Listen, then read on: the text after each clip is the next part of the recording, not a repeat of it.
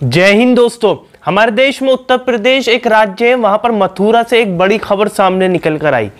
मस्जिद में कुछ असामाजिक तत्व घुसे और उन्होंने मस्जिद में तोड़फोड़ की, लाउड स्पीकर के तार निकाल दिए, तोड़ दिए। वहीं साथ के साथ जो मस्जिद का इमाम होता है उसके साथ भी दोस्तों हाथापाई की। क्या मुसलमानों को इस देश के अंदर इबादत करने की कोई इजाज़त नहीं है? जबकि मुसलमानों को तो संविधान इजाज़त देता है, मुसलमानों को ही नहीं सभी देशवासियों को जिस धर्म को वो मानते हैं उसकी इबादत करने का इजाज़त हमारे देश का संविधान देता है। दोस्तों उत्तर प्रदेश राज्य के अंदर मथुरा है, मथुरा में ये कांड हुआ है। दोस्तों आप जैसे कि जानते हैं उत्तर प्रदेश विधानसभा में ज़्यादा दिन बचे नहीं है। उत्तर प्रदेश विधानसभा में सिर्फ 9 से 10 महीने बचे हैं। अब आपको ये खबरें बहुत ज़्यादा तेज़ी से आनी शुरू हो जाएंगी, यानी वैसी वैसी खबरें सामने निकल कर आएंगी जिससे मुसलमान और हिंदुओं को बांटा जाए, मुसलमान और हिंदुओं के बीच में दरार डाली जाए, मंदिर और मस्जिद का मुद्दा सामने निकलकर आएंगे।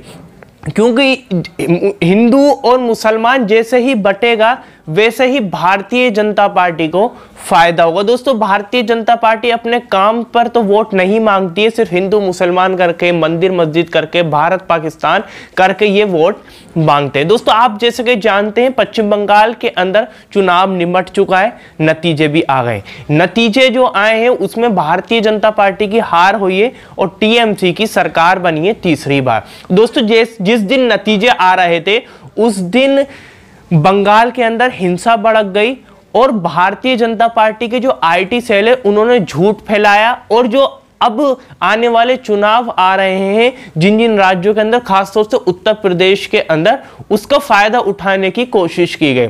दोस्तों ये बताया गया कि 2 एजेंट वुमेन का, भारतीय जनता पार्टी के 2 वुमेन एजेंट का रेप कर दिया गया और ये सारी जो घटनाएं, सब लोग जो हमला कर रहे हैं भारतीय जनता पार्टी के एजेंटों के, भारतीय जनता पार्टी के कार्यकर्ताओं के ऊपर, वो सिर्फ और सिर्फ मुसलमान है। ये भारतीय जनता पार्टी का कहना था, ये भारतीय जनता पार्टी के आईटी सेल का कहना था। दोस्तों बंगाल के अंदर एक्शन होता है तो उत्तर प्रदेश के अंदर रिएक्शन होता है। उत्तर प्रदेश के मथुरा में दोस्तों मस्जिद में घुसकर हंगामा, इमाम से हाथापाई के बाद लाउडस्पीकर के तार तोड़े, 9 लोगों के खिलाफ एफआईआर। अब दोस्तों पूरी खबर मैं आपको पढ़कर बताता हूं। मथुरा जनपद में गोवर्धन कस्बा के बड़ा बाजार मस्जिद में रविवार को अराजक तत्वों ने घुसकर इमाम से हाथापाई की और लाउडस्पीकर के तार तोड़ ले गए। घटना की जानकारी मिलते ही पुलिस ने तुरंत मौके पर पहुंचकर स्थिति को नियंत्रण कर लिया। इस सिलसिले में मस्जिद के इमाम से मिली तहरीक के आधार पर 9 लोगों के खिलाफ नामजद मामला दर्ज किया गया है।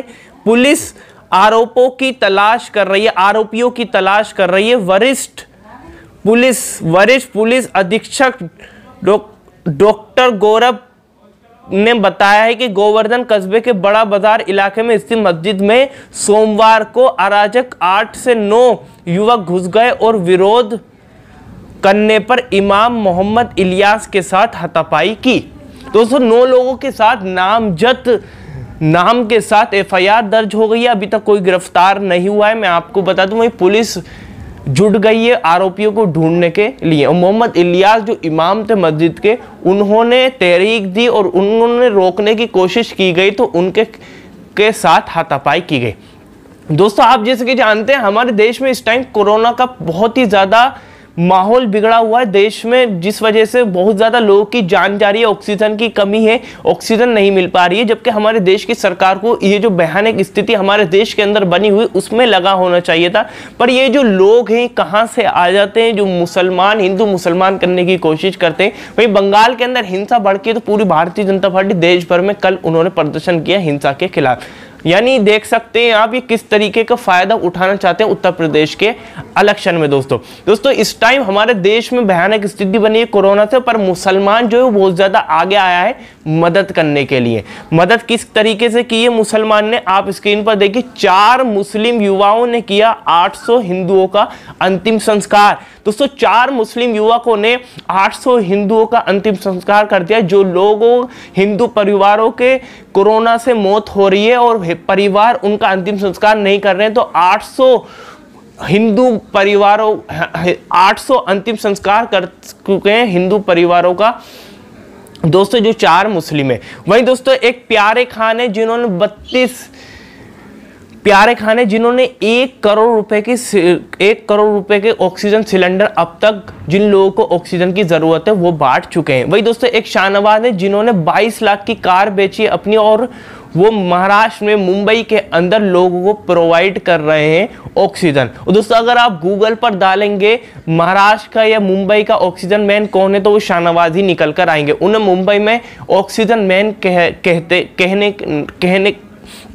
मैन कहकर बुलाते हैं, यानी इतने फेमस हो चुके हैं शाहनवाज। वहीं साथ के साथ जो लोग अंतिम संस्कार हिंदू परिवारों में नहीं कर रहे हैं, उनको मुसलमान लोग आगे आ रहे हैं और उनका अंतिम संस्कार कर रहे हैं। जबकि दोस्तों ये जो टाइम है ये हिंदू मुसलमान करने का टाइम नहीं है, मंदिर मस्जिद पे बंटने का टाइम नहीं है।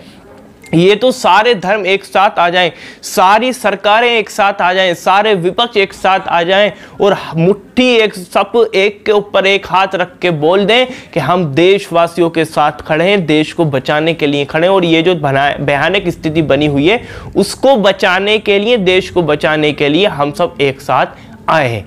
पर दोस्तों ये ऐसा होगा या नहीं होगा, आपकी क्या राय इसको लेकर, आप नीचे कमेंट बॉक्स में जरूर बताइएगा। इस वीडियो ज़्यादा से शेयर करिएगा, लाइक जरूर करिएगा। चैनल पर नए चैनल को जरूर सब्सक्राइब और बेल आइकन जरूर दबा दें ताकि मैं जब भी नई वीडियो लेकर आऊँ तो आपको पता चल जाए। चलिए इस वीडियो में इतना ही।